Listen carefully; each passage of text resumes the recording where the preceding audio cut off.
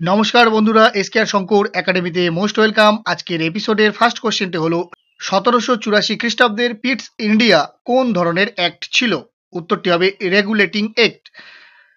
নিচের কোন ব্রিটিশ মহলওয়ারি ব্যবস্থা প্রবর্তনের সঙ্গে যুক্ত ছিলেন? উত্তরটি হবে আর এম বার্ট। অষ্টাদশ শতকে বাংলায় বস্ত্রশিল্পের অবনতির কারণ কোনটি? ব্রিটেনে রপ্তানির উচ্চ পণ্য মাশুল। জমিদারি ব্যবস্থার নিচের কোন ফলাফলটি ব্রিটিশদের পক্ষে সুফলদায়ক ছিল না? রাজস্বের স্থায়িত্ব। ভারতের প্রথম সুতির কাপড় তৈরিতে কোথায় কারখানা চালু হয়? বোম্বাইয়ে। ঔপনিবেশিক ভারতে প্রথম পাটের কারখানা চালু হয়েছিল কবে? 1855 খ্রিস্টাব্দে। অবশিল্পায়নকে মিথ বলে উল্লেখ করেছেন কে? মরিচ ডি মরিস। কে কোম্পানির ট্রেজারি মুর্শিদাবাদ থেকে কলকাতায় স্থানান্তরিত করেন? Warren Hastings. কোম্পানির শাসনে কে সদর দেওয়ানি আদালত প্রতিষ্ঠা করেন? Warren Hastings. ভারতে প্রথম টেলিগ্রাফ লাইন কবে স্থাপিত হয়? 1851 খ্রিস্টাব্দে। অর্থনৈতিক জাতীয়তাবাদের পথিকৃৎ কে ছিলেন? রমেশচন্দ্র দত্ত। নিম্নের কে ভারতে ব্রিটিশ ঔপনিবেশিক শাসনকে অব্রিটিশ বলে সমালোচনা করেছেন? দাদাভাই নওরজি। বাংলার ফোর্ট উইলিয়ামের শেষ গভর্নর জেনারেল কে ছিলেন? Lord Bentinck.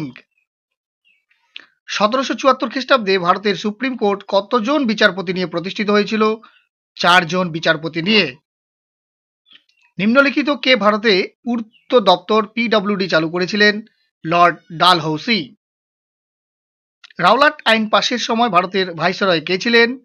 Lord Chelmsford. কোন গভর্নর জেনারেল দাস প্রথার অবসান ঘটান? লর্ড এলেনবারো। ক্যালকাট্টা মাদ্রাসা প্রতিষ্ঠা করেন কে? Warren Hastings. আমাকে আমার কথা দিয়ে নয়, কাজ দিয়ে বিচার করুন উক্তিটি কে করেন? লর্ড রিপন। আজকের এপিসোডের শেষ প্রশ্ন, যেটি তোমাদের জন্য হোমওয়ার্ক থাকবে। তোমরা অবশ্যই এই প্রশ্নের সঠিক উত্তর কোনটি তোমরা কমেন্ট বক্সে কমেন্ট করে জানাবে। প্রশ্নটি হলো পোর্টফোলিও ব্যবস্থা প্রবর্তন কে করেন? অপশনগুলি হলো Lord Dalhousie, Lord Canning, Lord Ripon না লর্ড মিন্টো।